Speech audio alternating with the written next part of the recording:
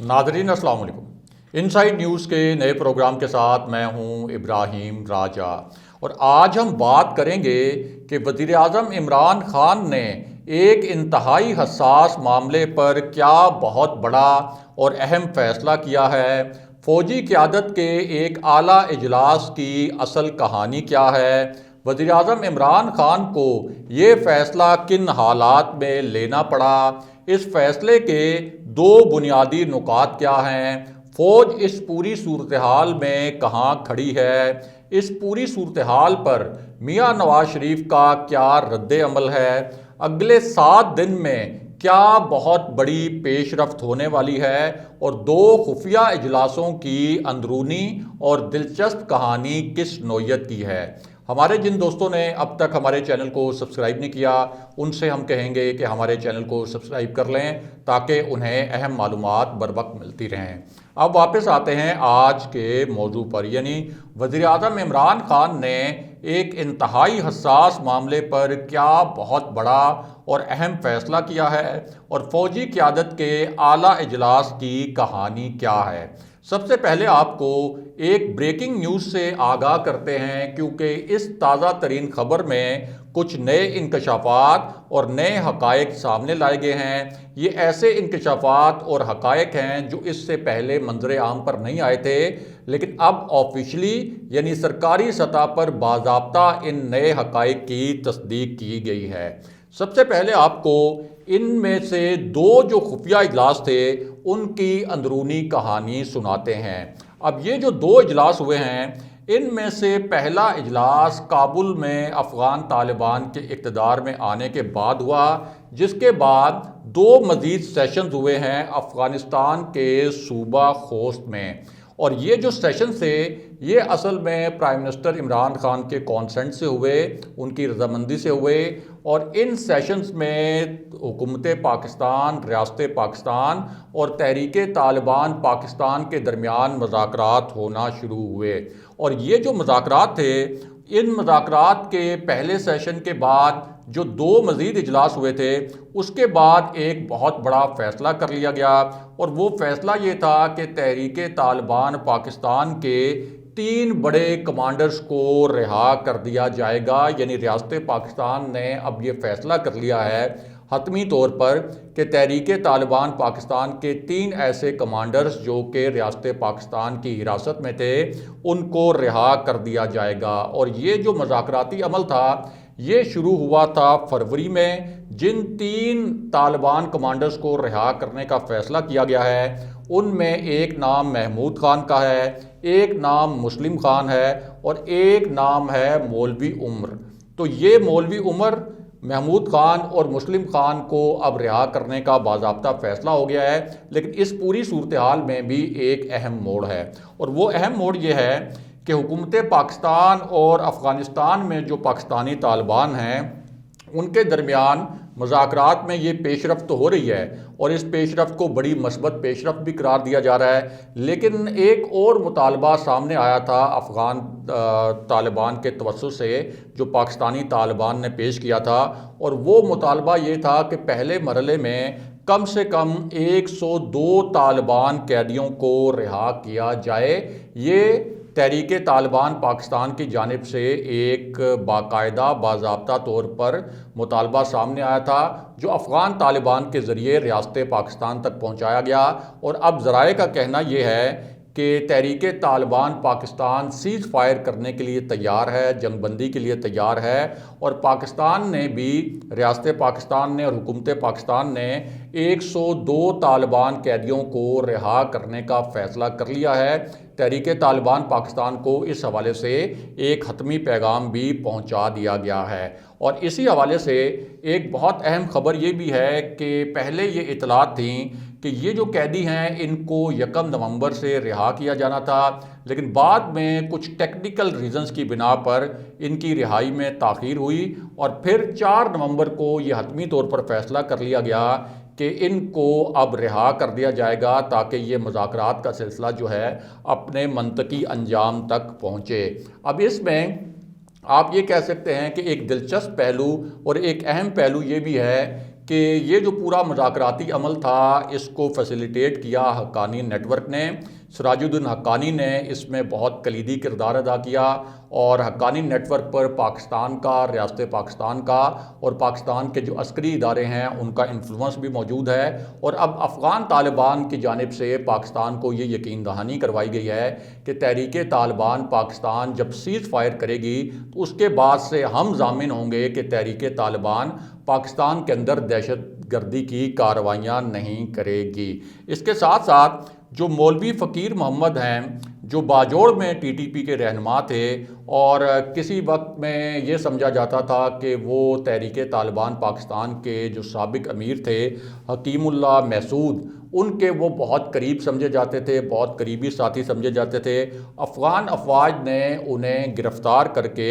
افغانستان میں گرفتار کیا گیا تھا اور ان کو بگرام جیل میں منتقل کر دیا گیا تھا. تو اس پوری صورتحال میں ایک پازیٹیو نیوز یہ آ رہی ہے کہ بالآخر افغان طالبان کی مدد سے، ان کے تعاون سے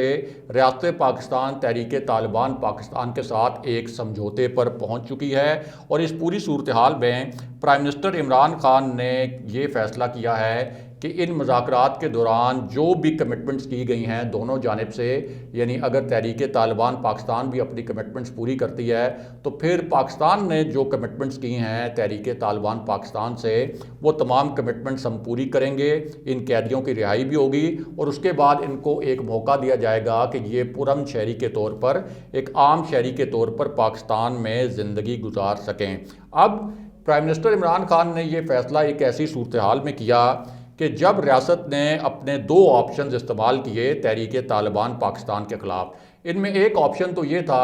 کہ طاقت کا استعمال کیا جائے، جو ریاست پاکستان نے کیا. اس سے پہلے ہم نے دیکھا کہ سوات میں جب تحریک طالبان پاکستان نے ایک طرح سے پورا جو سوات ہے اس کے اوپر قبضہ کر لیا تھا اور اس طرح کے خطرات تھے کہ طالبان اسلام آباد بھی آ سکتے ہیں، تو اس وقت سوات میں ایک بھرپور آپریشن کیا گیا تھا اور سوات سے تحریک طالبان پاکستان کا مکمل خاتمہ کر دیا گیا تھا. اس کے بعد ایک آپریشن ضرب عضب ہوا جس میں جنوبی وزیرستان اور شمالی وزیرستان سے تحریک طالبان پاکستان کے کمانڈروں اور جو دیگر دہشت گرد گروپس ہیں ان کا صفایا کر دیا گیا تھا. لیکن اب یہ ایک صورتحال پاکستان کے لیے ہے کہ چونکہ بلوچستان میں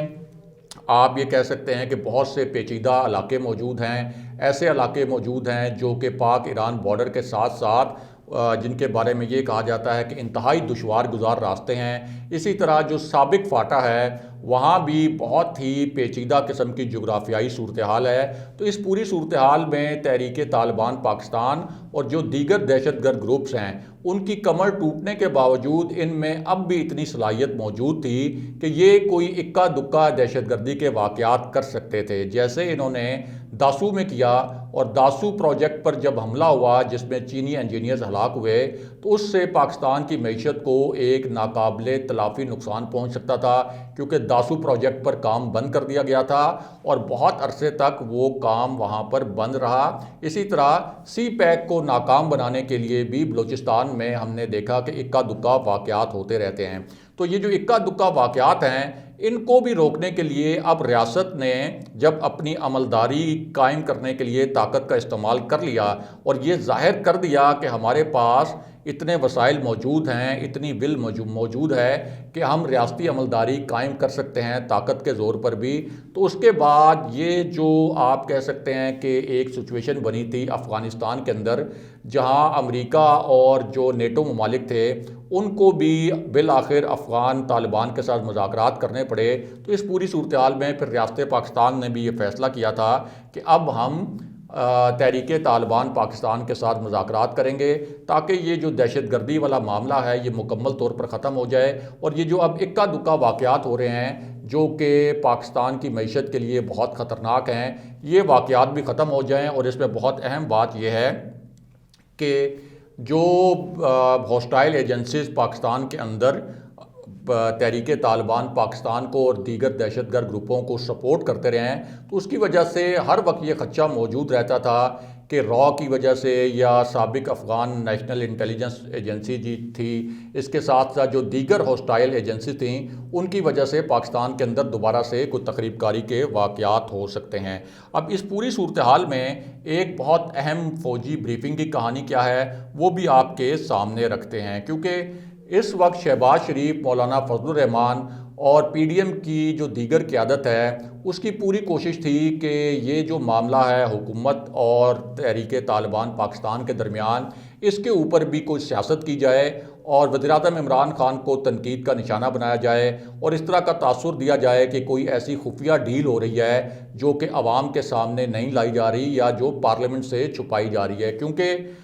یہ جو فیصلہ تھا اصل میں ریاست کا فیصلہ تھا۔ ریاست کا فیصلہ ہونے کا مطلب یہ ہے کہ یہ صرف کوئی حکومت کا فیصلہ نہیں تھا بلکہ ریاستی اداروں کا بھی فیصلہ تھا۔ فوج براہ راست اس پورے عمل میں انوالو تھی، بالکل اسی طرح جیسے افغان طالبان اور امریکہ کے درمیان جو مذاکرات ہوئے تھے، جو ایک پیس اکارڈ ہوا تھا دوحہ میں، تو اس میں پاک فوج نے کلیدی کردار ادا کیا تھا اور پوری طریقے سے اس امن عمل کو فیسیلیٹیٹ کیا تھا۔ لیکن اس وقت چونکہ ایک بہت بڑی اپوزیشن موجود ہے، تو اس نے یہ مطالبہ کیا تھا کہ تحریک طالبان پاکستان کے ساتھ جو مذاکرات کا معاملہ ہے اس کو پارلیمنٹ کے اندر لانا چاہیے۔ تو اس کے بعد اب فیصلہ یہ کیا گیا ہے پرائم منسٹر عمران خان کے کانسنٹ سے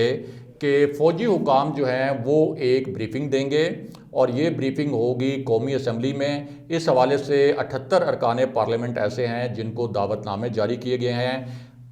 اسی بریفنگ میں جو پاکستان کی عسکری قیادت ہے وہ بھی شریک ہوگی اور نہ صرف افغانستان کی صورتحال پر بات ہوگی بلکہ تحریک لبیک پاکستان کے ساتھ جو معاہدہ کیا گیا اور تحریک لبیک کے دھرنے کے پیچھے جو عوامل تھے وہ بھی ڈسکس ہوں گے، اور ساتھ ہی تحریک طالبان پاکستان کے ساتھ جو ایک مذاکراتی عمل ہوا اور اس کے نتیجے میں جس قسم کی رعایتیں دی جائیں گی تحریک طالبان پاکستان کو، اور تحریک طالبان پاکستان اس کے بعد جو ایک سیز فائر کرے گی، اس حوالے سے جو پوری ڈیٹیلز ہیں وہ اس بریفنگ میں بتائی جائیں گی عسکری قیادت کی جانب سے۔ اور اب ہمارے ذرائع کا کہنا یہ ہے کہ حتمی فیصلہ یہ کیا گیا ہے کہ قومی اسمبلی میں پیر کے روز یہ بریفنگ ہوگی جس میں عسکری قیادت نے شرکت پر رضامندی ظاہر کی ہے اور پرائم منسٹر عمران خان کو بھی اس معاملے پر آن بورڈ لیا گیا ہے، تاکہ یہ جو ایک سیاسی معاملہ بنایا جا رہا ہے اس پوری صورتحال کو، اور ایک طرح سے آپ یہ کہہ لیں کہ اگر اپوزیشن اس کے اوپر بہت زیادہ تنقید کرے گی اور اس کو بہت بڑا ایشو بنائے گی تو اس مذاکراتی عمل کو نقصان بھی پہنچ سکتا ہے۔ تو اس صورتحال سے بچنے کے لیے اب سول اور عسکری قیادت نے یہ فیصلہ کیا ہے کہ پارلیمنٹیرینز کو اس اہم معاملے پر بریف کیا جائے گا۔ اگلے پروگرام تک کے لیے خدا حافظ۔